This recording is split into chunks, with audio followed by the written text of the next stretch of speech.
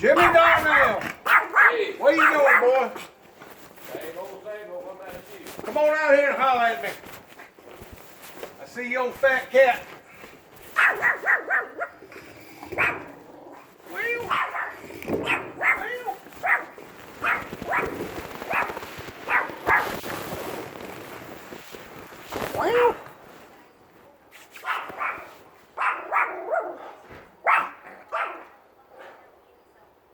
Wow.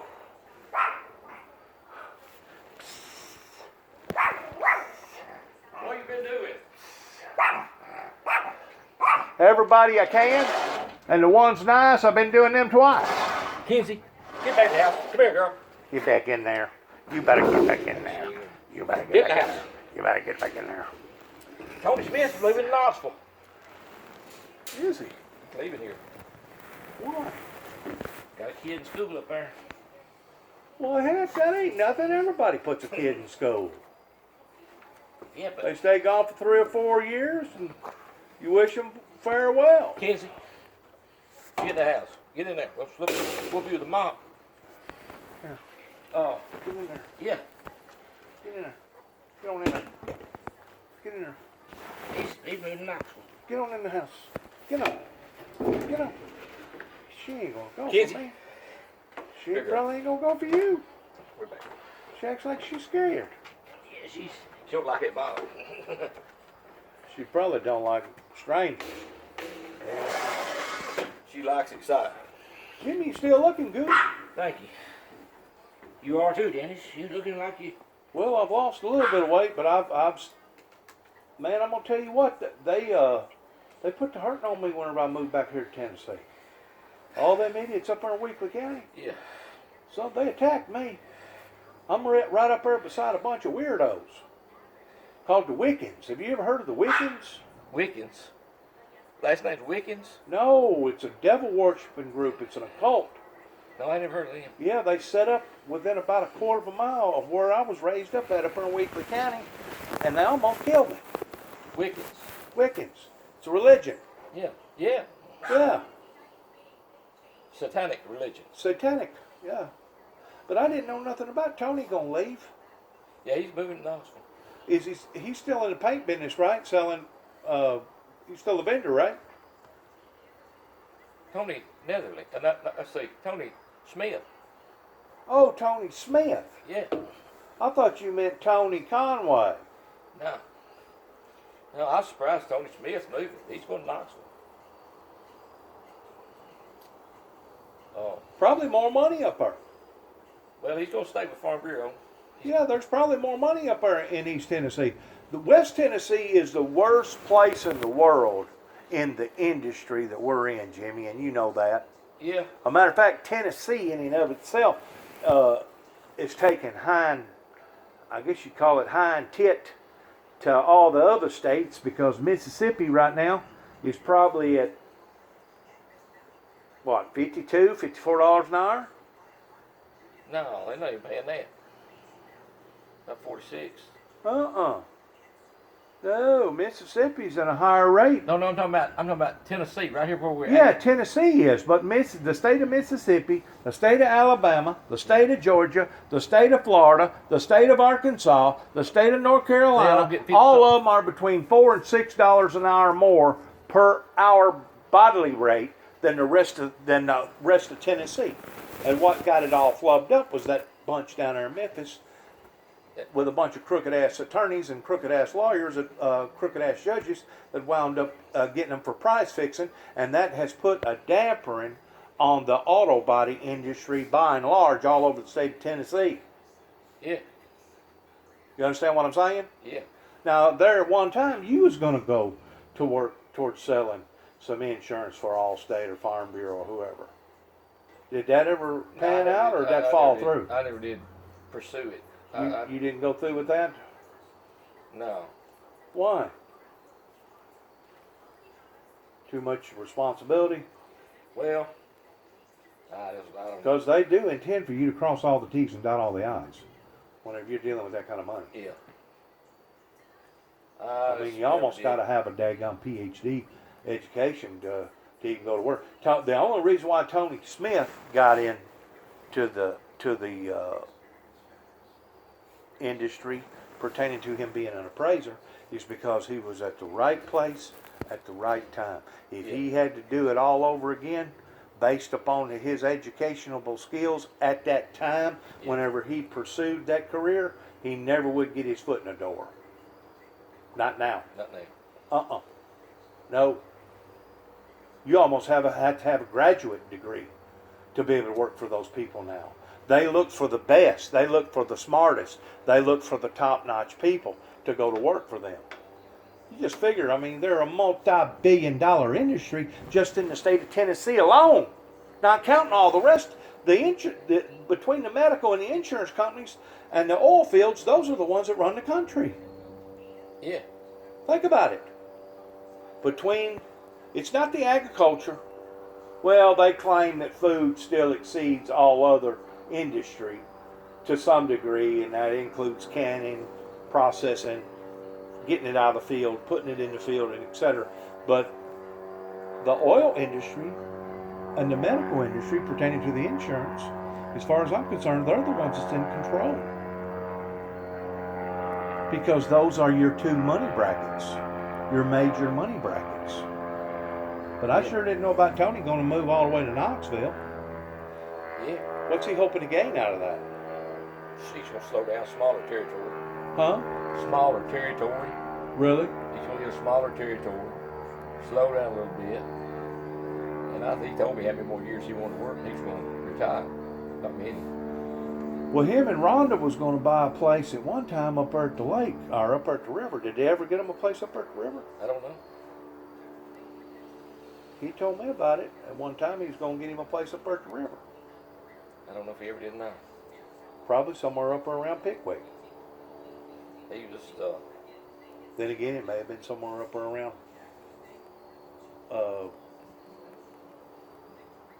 I don't know. There's all kinds of places on the river where you can go. I mean, you can go to right over there, just across the river there, at a place, New Johnsonville, and probably get you a pretty good house over there for a little or nothing. Yeah. But you almost got to be adapted to that type of lifestyle, having a big old boat, being used to getting on the river. You almost got to be used to that type of lifestyle to fall into it to the point that it becomes natural to you. Yeah, I never was. When I turned 16, I left the river. Up until I was 16 years old, I had a 455 jet boat. You did. 455 old jet boat. You did. Yeah. I was 16, I sold it. I left the river. Jimmy, you've wasted more money than most people ever make. I've thrown away a whole lot, Dennis. You sure have. On old cars and running after women and everything else. I've got 13 old cars right now. I need to start fixing to sell them. I noticed you put your big old sign out there on your shop. But I keep changing the name of it. It was J&M. It had that sign on it. Now I put this sign on it. And started to turn it into a liquor store. They voted in liquor over here. And I was talking to another buddy of mine. He plays in a band in a nightclub. I was talking to him about taking all the roll-up doors out of it and wall it up. And on that back of where that paint booth sat, put a stage back there for the band. They just put in a beer joint. I hear you. Getting off of that. Get on something serious. I was serious. Melissa said I couldn't do that. Kind of like that song. What was it? Gonna bar. Bring the bar basically to the house. Yeah. David Lloyd. Mm-hmm. I just got through coming from his house over there. Is he home? No. I didn't know what he was. I don't ever see David much. But he's probably got one of the nicest houses here in Huntington, doesn't he? Yeah, he's got a nice house up there. I mean, the way it's built and everything, the type of brick and everything, the style, and as much money that he's put into the shop and the type of driveway and all the backyard. I mean, he's got a nice place right there. But what I was going to ask you, is his mother still living? No, they all did. They died. Yeah. I knew his father died. His mama's passed away now too. When did she pass away? It's been probably a year or so ago now. I lose track of time. But I think some of his kinfolks lives in the house over there now. Really? Yeah. That could be a nightmare. Well, I mean, it can be a good thing, but it can also be a horrible thing. I think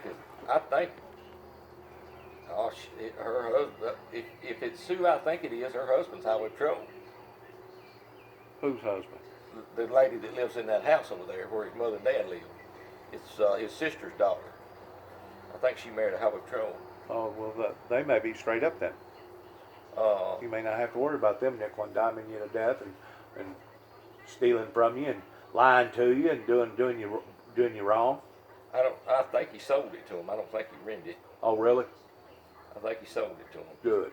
The house, but That's the way. That's the way to get out from underneath it. You know what I'm saying? That way, if you have any kind of disagreements, if one or the other don't like each other, you can just walk away and not have to worry about something just grinding and grinding and grinding Yeah. forever and a day. But I bet he didn't sell that shop over there though. Beside it, I bet he just sold the house and lot. Think so? Yeah, I don't feel like he sold that building over there. That's a big enough lot. You could put another house there, couldn't you? Yeah, in front of that shop. Yeah. David's got a pretty good head on his shoulders when it comes to investments, don't he? Yeah. I mean, I don't know how in the world did he pay for all that over. Do you? Yeah. David never did spend no money. He still had his yard more money when he was a kid. David never spent no money. Well, he didn't make no money in that shop that you and him buckled into. Matter of fact, he was raring up mad at me because I talked y'all into buying that Genesis. Remember? And Yeah, then things fell apart, and I couldn't work for you no longer because of what went on up there in Martin, Tennessee. Whenever those cops come up there and arrested me, you remember that? Yeah. I don't really know exactly. He didn't really make no money off of that deal, did he? It made good money when it burned. Well, yeah, probably insurance money, yeah. But as far as making money in the business itself, that was a struggle, wasn't it? Well, he was up here the other day, and he told me, he said, so we really messed up. When that place burned, we should have went out and built a building like what I built down here. Yeah. And just us two done it, so we could have made $100,000 a year. Yeah. Now, like I say, Tony Smith was down there the other day, and he asked me if I ever hired anybody. And I said, no. I said, I hadn't hired anybody. And he said, well, I'm going to tell you, bigger's not better. Well, the state of Tennessee, I mean, once you have 5 or more employees, then you got to have workman's comp. Yeah. You fall into another category just because you've exceeded the limit of employees. As long as you can keep 4 or less employees, good ones, you don't have to worry about that stuff. You don't have to worry about that status. But you got to hope nobody gets hurt. Hope nobody gets hurt, and you got to hope you got good insurance just in case somebody sues you. Oh. You know what I'm saying? And the insurance rate's going to probably be pretty high if you ain't got workman's comp, because they're going to know about that. Most everybody I ever worked was contract. They paid their own Social Security, income tax, and everything. I didn't ever pay none of it. I don't know how it was when you were there. Well, you old enough now to retire, ain't you? Yeah, I could. But you ain't? No, I'm not going to. You just never did want to retire? Not yet? If I were to do something, I'd do like Tony did. I'd move to East Tennessee. Would you? Yeah. I can't get Melissa to move, though. Well, this is her home. And this is where all her people is. They all dead. Oh, they are? She's the only one left. Really? How's James doing? My dad? No. Your boy. Oh, he's doing fine. Her son. He's still in jail, right? Yeah, he's making a dental assistant in college. He's going to college. In federal prison? Yeah. Is he really? He'll get out with a college degree. Really? He'll be a dental assistant here in a few years. I'll be darned. Yeah. What did he wind up getting out of all that, Jimmy? He got life. Mark Donahoe got him down to 20? No, 15 years. 15? Yeah, you won't have to do all that. You got to do some of it. Yeah, he's making a dental assistant. And all that was a nonviolent offense, wasn't it? Well, he had so many offenses. That's what got him life. Yeah, but it was Yeah. it was all based around drugs, though, right? No. Drugs and money, beating profiteering. Well, that's what they got him for down here. But when you go federal, they get you back for everything you ever done in your life. They got him for everything he ever. They brought it all back up again. They got him for guns. They got him for everything. Beating up people, assault, battery, reckless endangerment, all that come back up again. It did. When you get federal, anything that you've ever done in your life comes back up. They look at it all over again. That's how come he got life.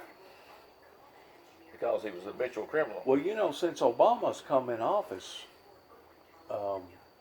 he's let a lot of drug offenders loose, especially if they was non-violent drug offenders.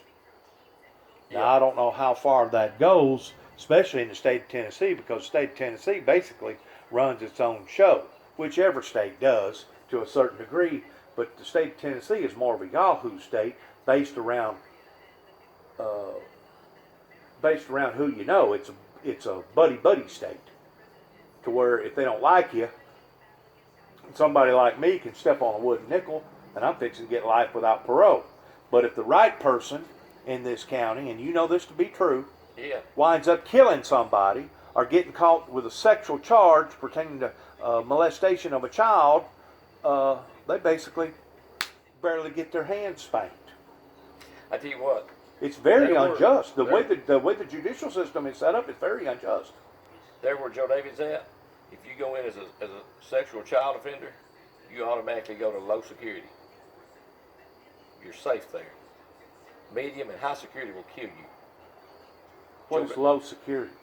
Well, you start at high security, medium security, low security. Joe David's in low.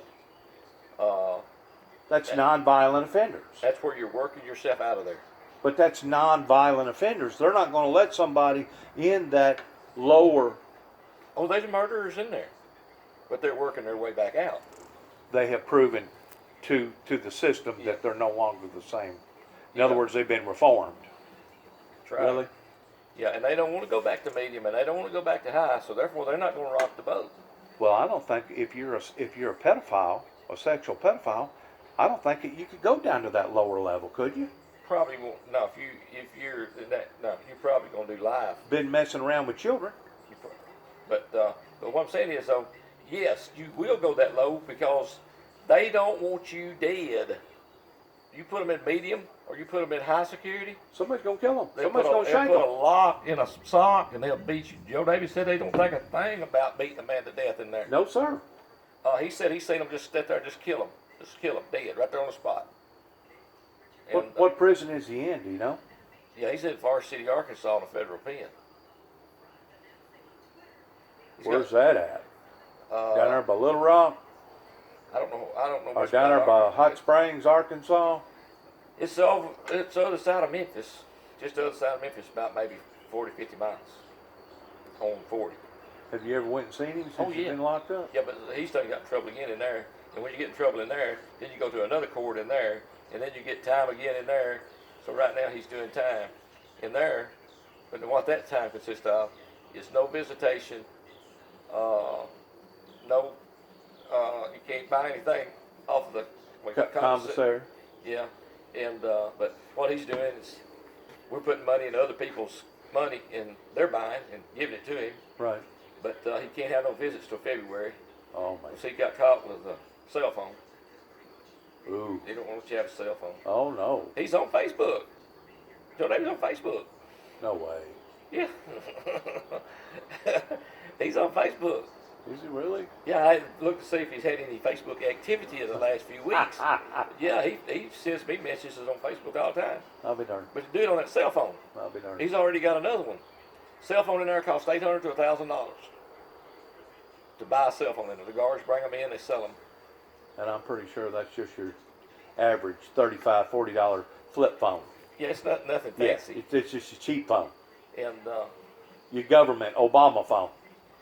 The guards will bring them in and they'll sell them. And they'll do a roundup and they'll take them all back up. And here in a few weeks they'll sell them all back to them again. Boy, I tell you, the system is just so corrupt, isn't it? If it's not corrupt on the inside, like you're talking about with prison guards, it's corrupt with pertaining to judges and attorneys and senators and congressmen and governors. You know what I'm saying? It's all corrupt, man. Yeah. How are we going to straighten this mess out, Jimmy? It's not, you're not. It's never going to fix itself. It's $23 trillion in debt. There's over 2.3 million people incarcerated, either in state, local, or federal jail. How are we going to straighten this mess out? It's not going to straighten out. The Lord's got to come back. It's the only hope.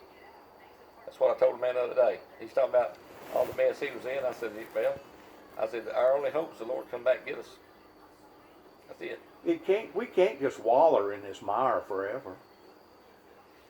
No, we're living in a Sodom and Gomorrah right here. I know we are. You know, right here where we at, you know, and I don't know whether, you know, when the Lord turns his back on this nation, it's going to go down the tube fast. They already have. Have you seen what's going on the national level pertaining to Turkey and Syria and all that stuff going on? I think Donald Trump has already offended just about every ally that we've ever had. Don't you? He's done pissed everybody off. Pissed everybody off, son. He just went in there and just made everybody mad. But, oh, Lord. Well, the Bible says there'll be wars and rumors of wars. Yeah, but it also speaks of peace. And It also speaks of a great awakening. It also speaks of a utopia, too, in the Bible. Yeah. People don't want to stay focused on that.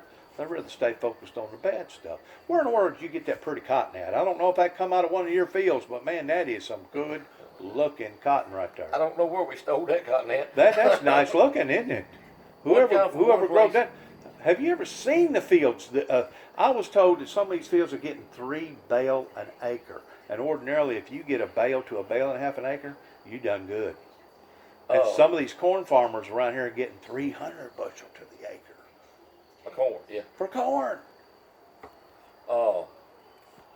Now, part of it come from one place out here on Melissa's granddaddy's farm.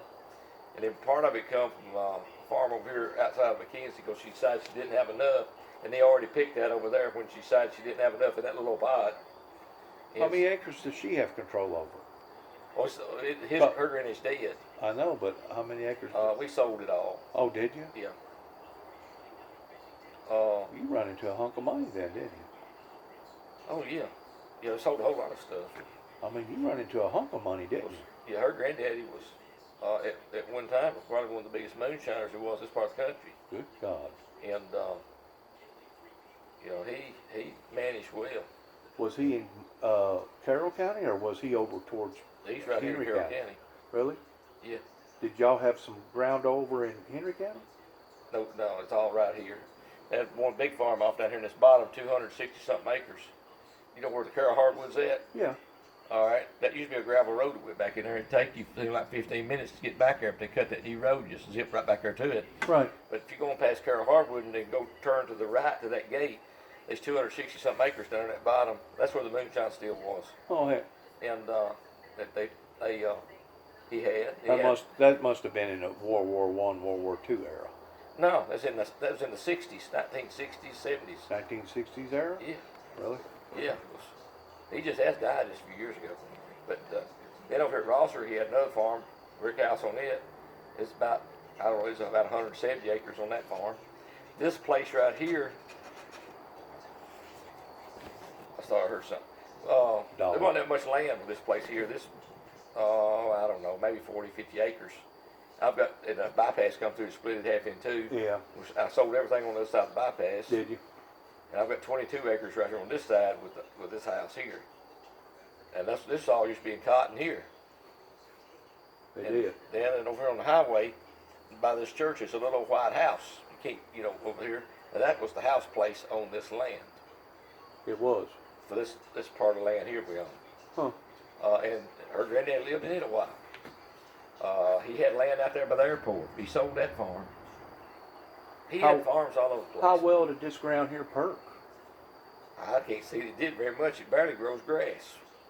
It might have been real good ground back then. Boy, he's working down there at Jackson together. Wait, do you got water, city water now? Yeah. Yeah. City sewer too. Yeah, city sewer too. But when we was down there in Jackson at Collision, Yeah. them boys sitting around down there, they talking about their fancy grass, their Zoya grass, Oh, their yeah. Oh, yeah. Bermuda grasses and all this. They asked me, says, what kind of grass you got? I said, I got country grass. They said, country grass? I said, yeah. Where I live, if it's green, it comes up. We proud of it. I don't care if it is a bitter weed. You know, the 10 years that I worked for Steve Hardy, you was the only body man that I ever seen working there that worked for a solid year, and not one time did you get an easy bedside job. Not one time. All the bedsides went to Bob. Bob got them. Bob got all the I got to see them bedsides. all. Me and you, we got the hard hit stuff, didn't we? Well, they know who could fix it. You know what? But he didn't want to pay nothing. They didn't And, pay and it. still don't want to pay nothing. You know, Steve's son-in-law's gone down there. You know, son-in-law was running the place. You remember that? Yeah. After we left, Yeah. they got him embezzling. His left Steve's daughter, and that boy split up. Then I reckon he's out of there. I know he's out of there. He was embezzling money out of Collision Specialist. He was. Yeah. And now he's gone. Well, let me ask you this. I just heard that the other day. Maybe you know about this. You remember whenever me and you was working there, and before and after, you know, because I worked there a lot longer than you did. Yeah. His brother, that was an Internal Revenue Service guy, Yeah, I remember him. Mark. No, not Mark. The other one. I don't know his name, but I remember. I seen him come through there one or two times. He don't just come through there one or two times. Come through there one or two times a day.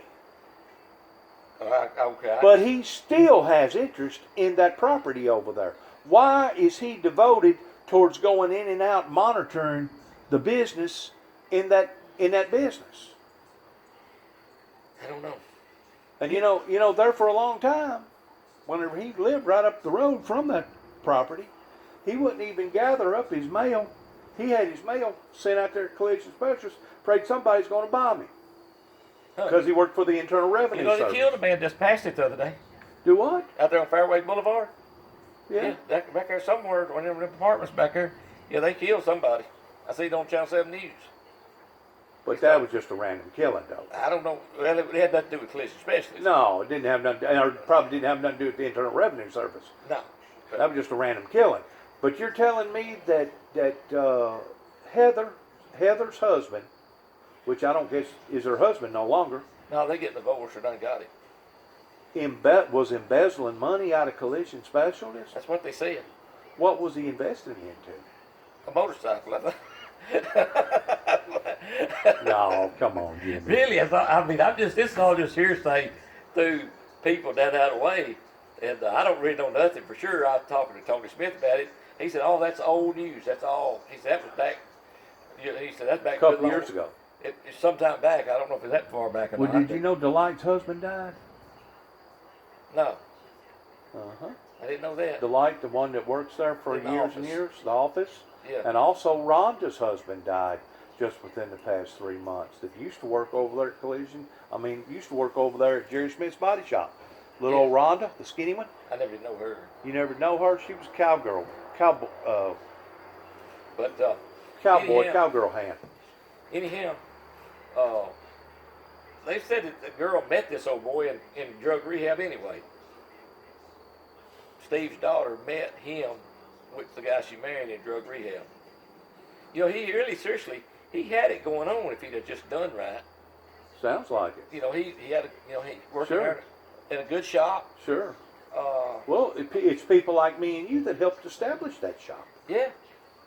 Even though you wasn't there but a year, you still put your interest in there, and I put almost right at within a month of putting 10 years in there, and I guess Scotty Hopper's still in there painting. He's been in there now, I guess, for 20 years. He's still there. Scotty's there. Chad's still there. Chad Dunbar's still there. Uh-huh. And That other body man's still there. what was his name? Uh, He was the one that buddied up with Keith and was Yeah. going to his kid's house and doing body work on an old car. uh-huh. Yeah. But I reckon Philip, was it? No. No, not Philip. I know who you're talking about, though. He worked over there next to you. Yeah. Uh, Yeah. He was kind of always quiet. You never hear much out of him. He never did say a whole lot. I tried to be quiet. Jason was his name. They said Bob's gone. Yeah, Bob moved off to like Pennsylvania. Met somebody on the internet, did he? No, he met up with a Pentecostal girl, and she must have put the hex on him or something. He took off to Pennsylvania. Wound up having a baby, and he wound up packing up and leaving, which was probably the best thing he could ever done towards getting out of the state of Tennessee. I'm telling you, the state of Tennessee in the auto body industry is not where a young person needs to be. Oh no, there's not nobody getting into it. Nobody's getting into it. No. Hell, these tools, man, keep going up. Expensive equipment. Now, if you work on anything aluminum, you got to have a room just devoted just to all aluminum. You know, all aluminum welders, aluminum this, aluminum that. You got to devote like $150,000 just to be able to work on aluminum Ford 150s. Yeah. I've got aluminum TIG. You do? Yeah. Well, I got a MIG TIG and something else. But I don't think it'll build aluminum. Well, you just have to set it up for it. You can. Buy the aluminum wire to go in it and everything. Really? Yeah. You make in. Yeah, I got a good one at Snap-on. I got a Snap-on TIG MIG too. I bet yours about like mine. No, mine's MIG, TIG, and welder. Mine's all three. Oh, you can actually stick wheel with it. Yes. I can't. Well, I don't know. I don't think I can stick wheel with mine. Yes, it comes with another cable that you hook up to that's got a reel on it. Yeah. That's got a reel. Uh, I think that welder was about $5,000. You know what I get for mine? Probably got a steel on it. What you get one that already been repoed or something? No, it was. I had this guy working for me, and he was into drugs real big, and I bought a huge Mac box. He needed some quick and that money. Welder for $1,500. He needed some quick money, didn't He needs some dope money. he? And now he's probably doing time in jail. No, I understand. If he hadn't got fired, he's at Bruce's Body Shop in Paris. Oh, that's a good body shop. That's a real decent body shop. I heard he was working over there at one time. When's Tony supposed to move? Oh, I think he's going to. Try to get out here by the first of the year? Yeah. He's going to be around here the first year. And that's going to be. You think maybe he made too many shops mad around here? No. Think that may be the reason why he's actually leaving? Tony he was always good to me. If he made them mad, it's because they was doing something they wasn't supposed to do. And he called them on it. Yeah. And that's a possibility, because you know as well as I do, some of these guys, you know, that's just like a emblem. I know a guy that just got through having some work done on tailgate. Just the emblem on a Toyota Tacoma. The Toyota was like $45. Tacoma was like $45, and another emblem was like $60. Well, you know, back whenever me and you was doing that stuff, man, we'd take the tape and cut the tape off and retape it and stick it back on the vehicle. Yeah. Well, who's to say that that's not what they're going to do, but still going to charge $45 or $50 for a new emblem? This is a body shop way up in Union City. I don't even know the name of the body shop. You know. But who's to say? I mean, you can fudge in so many different ways like that for trying to make extra money.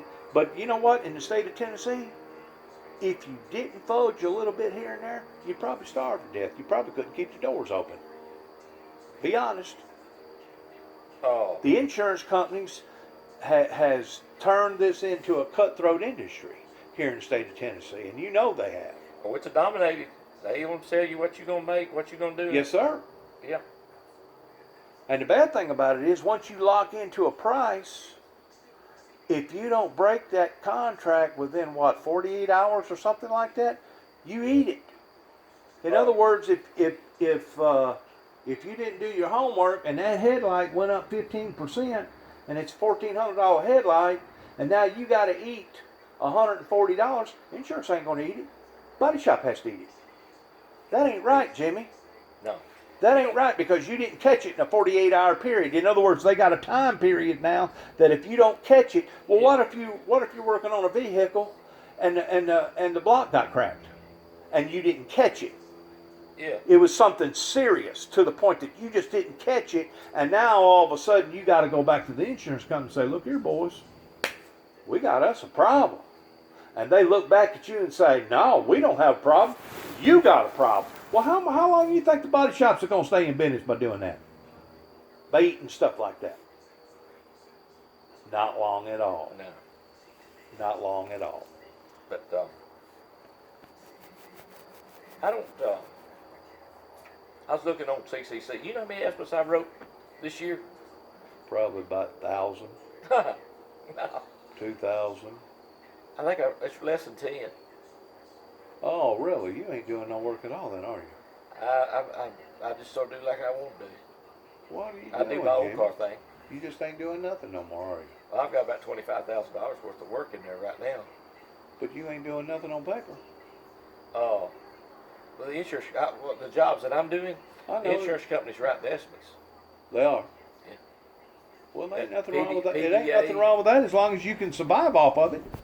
I've got a PDA in there. Farmers, Auto owners is in auto there. owners. You've heard of PDA? No, Property I have damage not. appraisers. Is that what that is? Yeah. Matter of fact, after the fire, when I opened up, I hired a PDA estimate writer. That old gray-headed man that's in there. Yeah. Yeah. You ain't never done no work at Geico or nothing, have you? You try to stay away from them. Well, they just don't ever come along. Some of them foreign And jobs. I've got a Progressive in there right now. Progressive actually pays good out west. I'll be honest with you, I like this Progressive adjuster. He come to the shop and wrote this estimate on this car. We was doing over $400,000 a month out there at Phoenix, Arizona. It was one of the biggest Progressive accounts that we had out there. I tell you what I think about starting doing is talking to a guy the other day, and he's got hooked up with these people, and at this camper manufacturing place up north, Oh, it's big money in the RV center. he goes up there and picks one up. They Big hand him money. an envelope, and they said, "Here, this is where this camper goes to." Yeah, And they pay him. He may carry it out Plum to California. $2 a mile. I don't know what they pay him a mile. You didn't see it. About $2 a mile. And he's making a May killing. get 3 now. I don't know. I've got a guy's van in there. You just that I'm got to have fixing. good insurance. I've got, that's what I was talking to the guy. His insurance cost him about $500 a month to cover. But now he was carrying, he was moving cars. He had a 4-car trailer behind a dually. You want me to tell you, get up on that? Was it? If you got a dually, you fall under the same category as a tractor trailer. You take the bed off. No, That's what he said. no. He said they're taking the beds off. They They want. can still catch it. They can still catch it. What I'm But you can- saying you can- is, you can- if you got a dually, you're supposed to stop at every weight station and get checked in just like a regular Oh truck yeah, driver. yeah. You got to go across the scale. But if you got singles, you don't have to do that. Single axle, single tire. Single deal. tires. Yeah, You don't have to do that. And all you got to do is get 12 ply, yeah. get 8 to 12 ply. Mm-hmm. That's going to hold just as much load as a dually. And you can roll on. You ain't got to worry about stopping at the daggone weight station every time. Weight station hold you up, man. You liable to lose an iron. You liable to lose an iron in a weight station. They said that the Muslims don't have to go across the way station. There's a lot of Muslim truck drivers out there. If you got duals on there and you're doing commercial work, yes, sir. You better check into it. Better look into it a little Well, I'm deeper. not a Muslim. I'll have to go across the scales. They go across the scales too. I'm just saying, if you are doing commercialized work Yeah, towards moving merchandise around, yeah. it don't matter if it's cars, it don't matter if it's caskets, whatever. You know, I started to get into casket manufacturing. There's money there. Yeah, there is. There is a lot of money right there. Casket manufacturing. People dying every day. Yeah, they're gonna need one. You know, I seen a Massive big, I caskets. seen a big billboard up there in Oklahoma. I ain't smoked a cigarette now since I gave my heart and life back over to Christ. Whenever I was working for y'all, what was that?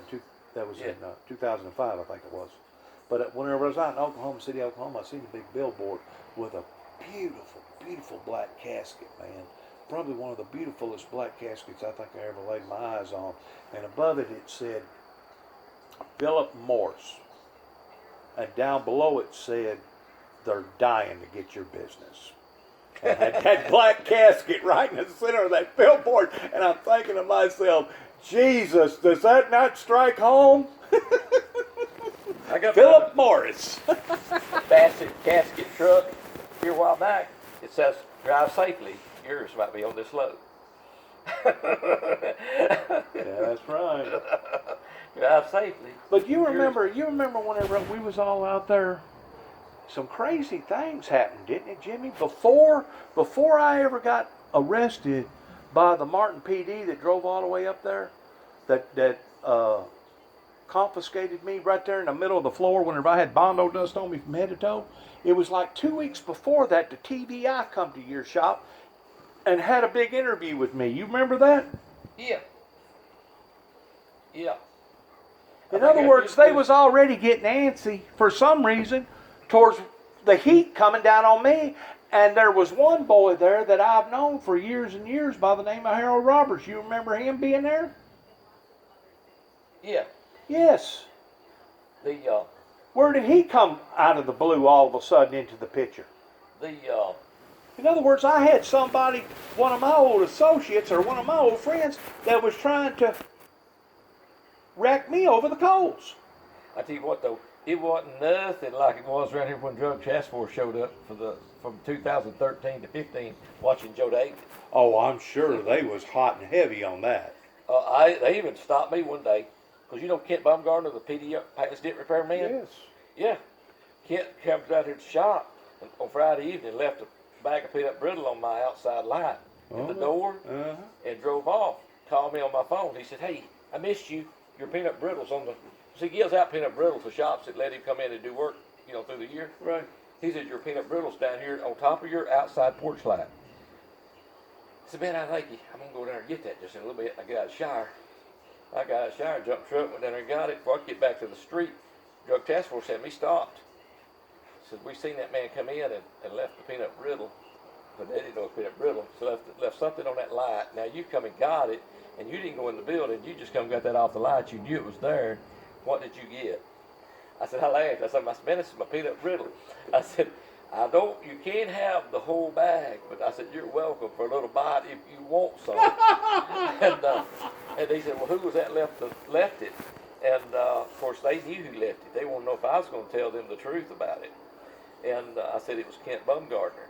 And I said, if you want to get the lowdown on Kent Baumgartner, call Max Arrington for the Tennessee Highway Patrol. I said, he married a Baumgartner lady that is a cousin to this guy.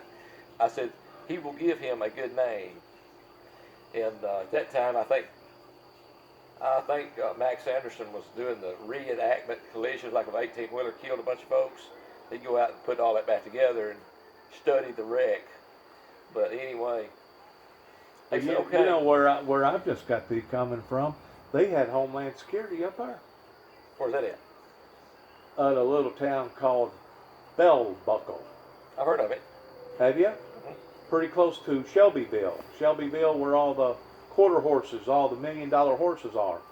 There's a little town up there that they have started a shindig pertaining to Crafts Festival show once a year, and it averages between 150 to 250,000 people in a 2-day span. It's supposed to be the second largest Tennessee event, other than the Tennessee Homecoming up at Knoxville, that they have. And I've just got through coming back from that in that truck, and my God, the feds was up there. They had a trailer up there with a daggum aerial antenna that went up about 40 foot, but had cameras everywhere. And I recognized the guy. Whenever I was in there in the kitchen working, his name was Andy. He comes walking up to me. "How you doing?" I go, "I'm doing just fine. How you doing?" And I could tell by his hat that he was wearing and the type of clothing that he had on, he wasn't average old Joe. He was up there monitoring that situation because it was so many people up there. Oh, yeah. Yes. Ideal place. Homeland Security. Something bad to happen. Uh-huh. And I guarantee you, my name went out throughout law enforcement, everywhere up there, of me driving that truck right there, because that was the truck that I was in Oklahoma City with whenever they planted a bomb in the back end of it and blowed all the windows out of it. Jimmy, I have never in my life seen nothing like this, and it literally frightened me almost to death. Whenever I was up there in Oklahoma City, Oklahoma, and I told them that there was nothing in that truck, and there wasn't nothing in there other than a sleeping bag. And the way it was rolled up, they thought it was full of TNT. But they literally come in there with 18-wheelers and helicopters and shut the whole city down just to be able to dissect that truck to make sure that that truck didn't have nothing in it. It took them about 5 hours, from about midnight up until 6 o'clock in the morning. I sat in the back end of a police car and never was arrested. I was only temporarily held. Yeah. Until they got through doing their dirty deed. And then after they got through doing their dirty deed, then they let me out and said, good luck, Mr. Jackson. And then I went to the city and I tried to get them to pay for the damages, and they wouldn't even pay for the damages of the camper show. But they literally ruined my name by putting me all over international news like that. But the thing about it is, Jimmy, I was right. There was a government cover-up out there in Oklahoma City, Oklahoma. Because there was no way that that Ryder truck could have done that kind of damage to that federal building. There was no way. It was impossible. If you look and analyze and dissect the pictures, yeah, where the basically the building separated itself, and all the debris went towards the Ryder truck. Sound like me blown up inside. It did. It did. What it was, the Ryder truck exploded. That was a powerful enough explosion that it set off another bomb that was underneath the Mario building, up underneath where the daycare center was. And I figured out what that was about. It was about the Waco deal. Prior to it, 2 years prior to it, whenever Janet Reno put the order out to Bill Clinton, or Bill Clinton put the order out to Janet Reno, whichever one, and somebody said after about the 40th day standoff, we're going to put an end to this. And that's whenever somebody brought in about 2 boxes of dynamite and set them in the lower corridor of that building. And it just so happens on the 51st day, while that tank was driving holes off into the side of that building down there in Mount Carmel in Waco, they didn't have to use the dynamite. But the idiots was too stupid to get the dynamite out of there. And if you know anything about explosions, dynamite, after it's mixed up, will actually turn into nitroglycerin. Yeah. That sweat that you see that comes out of that wax, that's what that is. That's nitroglycerin. I know. We got busted some of that here too. It'll become so unstable to the point if you had a box of it in your house and somebody slammed the door real hard, it could ignite. Go off. It'd go off. Yeah. You didn't hear about the team coming here getting all the dynamite? Yeah. Where was that at? Down here in this building. What building? That one right down yonder, the little gray building, it's full of dynamite. No way. And that wasn't on your property. yeah, all this is my property. No yeah. way. It come off road construction where they blasting those rocks in Nashville, cutting through there on a road construction deal. How did they know it was out here? I don't know. But I heard it all when it blowed up. They carried it over to the city dump and set it off. Did you get in trouble about it? No. I told them I didn't know how it got there. That little gray building, I can see it where you sit. The little gray outfit. Yeah, I see it. Yeah. They was going door to door around here telling everybody to stay in the house. If this building goes up. What year was that? Oh, it's when I had the body shop on Lexington Highway. There's always been something going on here. I knew it was. Um, Did you ever find out who that guy was that they found in the back end of that car up there at that junk dealer place? Whenever me and you was working up there, somebody killed that guy. You know that guy had that car wash place out there? Yeah. Going out towards where you used to live? Yeah. His son. Really? Yeah. His son killed his dad. No. His son was the one that was dead and trucked that car. They moved him out of there and carried him up to Lexington and thrown him out up there somewhere around the lake. He laid up there alive for 3 or 4 days. Good grief. After they shot him. Good grief. But now the guy that owns the salvage yard, don't feel sorry for him. He's off down here in Florida and owns the maintenance company now that does all the maintenance for Cypress Gardens. Cypress Gardens besides Disney World? That big thing down there, yeah. He owns the company that does all the maintenance. Jesus, he's a millionaire then, isn't he? Probably so. Absolutely so. So he come out of here smelling like a rose. He had the heat on him bad, didn't he, over that death? Yeah, the Holland guy? Yeah. Yeah, but he witnessed somebody out here kill somebody in jail, and that bought him a ticket. Really? Yeah. See, that's the part I don't like about the judicial system, man. You can buy your way out by knowing the right information. Melissa, they called her up here for jury duty here a while back. And she says, I don't want to do that. I said, well, you don't have to. She said, yeah, they got me. I have to go. I said, no, you don't. I said, you just go up there and you tell them. Just act prejudice. Huh? Act prejudice. I said, you go up there and tell them. I said, they know bias about Joe David and all his problems and how the laws lie to us about all this stuff. Yeah. And you just tell that judge, I said, I cannot, unless I was there and seen it happen, I can't find anybody guilty of anything. Because this law right here will lie. Oh, well, they all will. And if the truth be known, probably somebody set it up towards putting it out there in that building, those sticks of dynamite. Well, I know who put it there. Joe David put it there. Well, where did he get it from? Road construction up in Nashville. You just don't get a hold of stuff like that. Yeah, he can. And he can in prison. No. I tell you what, Dennis, really seriously. Is it that crooked? Is it that dishonest out there amongst the people that we put our faith in? Joe David he's trying to get away from that. See, he's in the mafia. And I knew that there was a Tennessee mafia. Well, he's in the Mexican. That's even worse. He's in the Mexican. That's even worse. And if he wants somebody dead, all he's got to do, and they're right in there with him. Yeah, they can turn on him and they'll kill him if he don't play the game right. Well, that's what I say. As long as he keeps pushing all the buttons they want pushed, he's fine. There'd be no way I'd get involved in all that. He's in the There'd be no way I'd get involved in all that. They told, when drug task force left here, they told us, he says, be ready for anything now. Anything could happen here now. Oh, I thought with Joe David. He says, no, nothing can happen there. He said, I'm in good shape. They did. Huh? They did. Well, they got him. But they burn the candle on both ends, and what they'll do, they'll tell the judge, well, we was doing this for an informant reason. It's kind of like what they done down there in Waco. They set those people up down there, the Davidians down there in Waco, they set them up towards planting guns on them that there's no way that anybody should have sold guns to that type of group of people. Yeah.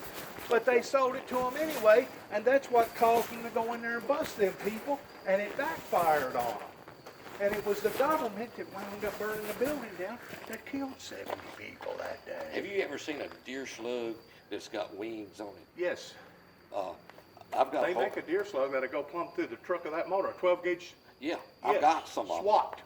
Well, they come from Joe David. SWAT. SWAT. You'd be surprised at the people that have not ever seen any of them. Yes. And but I had a gunman tell me, he says you can kill a man the other side of the car with this shell. Yes. But they got wings stuff. on They them. got stuff out there that a vest won't do no good at all. Probably that wouldn't do no good. A vest wouldn't do that. No. Good. But I don't know. I probably got maybe 50 rounds of that. Put up. Jimmy, if we can't trust our government No. and our government officials, who can we trust? Who can we trust? Because they're the ones that not only has the big bullets, but they're the ones that has the big bombs. And we're not talking about a 1,000-pound bomb or a 2,000-pound bomb. We're talking about a 15,000, 20,000-pound bomb that are literally level freaking Huntington if they was to drop the damn thing out of an airplane. Now, how you going to reconcile with people like that if they're dirty? Oh, you can. Huh? You can. But now, like I say, How you gonna reconcile with somebody like that? They Let me show you what I bought real quick. I got something. no, like I say, Joe Davis hooked up that desk and locked it.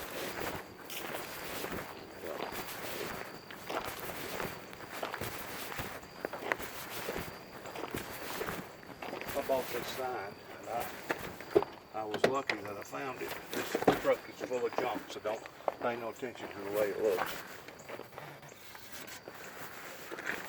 It come out of The fallout shelter, yeah. this is the original sign in the 50s. Yeah. This sign right here online will go anywhere from $150 to $250 every day. Yeah. Signs are high. I bought it for $45. Look, it's never been on the wall. It was wrapped up and it had the paper. Still on it. You can see the holes. Never have been used. Never been used.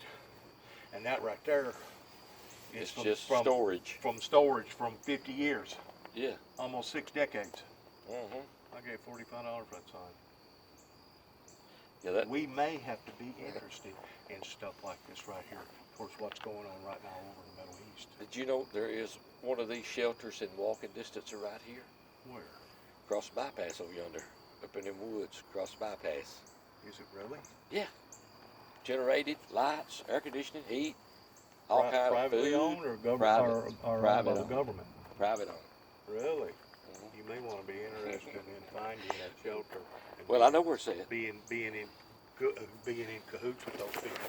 Oh, Because there's some stuff going on right now, Jimmy, on a international front that our very own politicians can't predict what's gonna occur. no, they ain't got a clue. We've They done ain't got a made clue. some people mad. A lot of folks mad. Sad to say it, but they have. A lot of folks mad. Well, I got to get in here and get on the phone, find out where Melissa's got off to, get her rounded up. Jimmy, why was they all over me for the heat? They just ignorance. They didn't have nothing else better to do that day.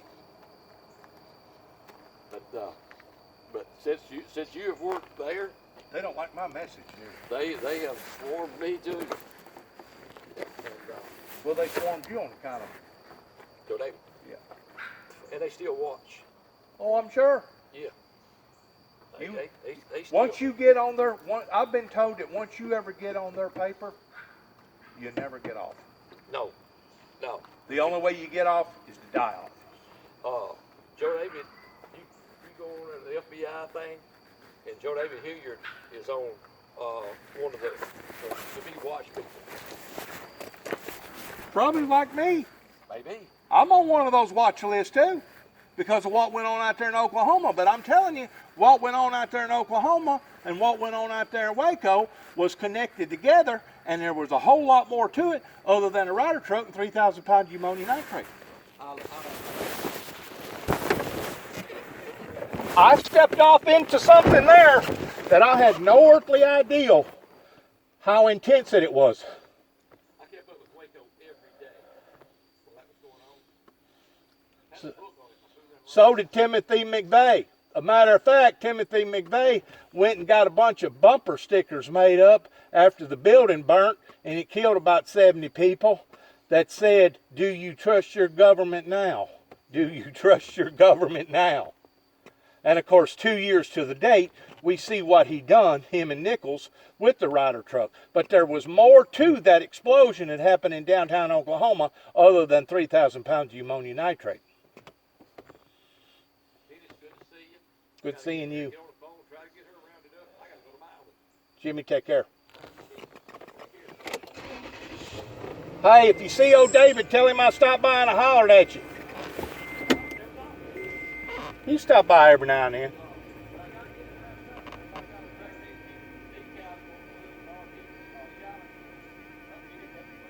Hey, you know what UPS or FedEx pays to put one of those decals on one of the side of their trucks? About $250. But there's a catch to it. If you mess the decal up, you're the one that's got to go buy another one. And the decal itself is about $200. Or $300. I'll see you.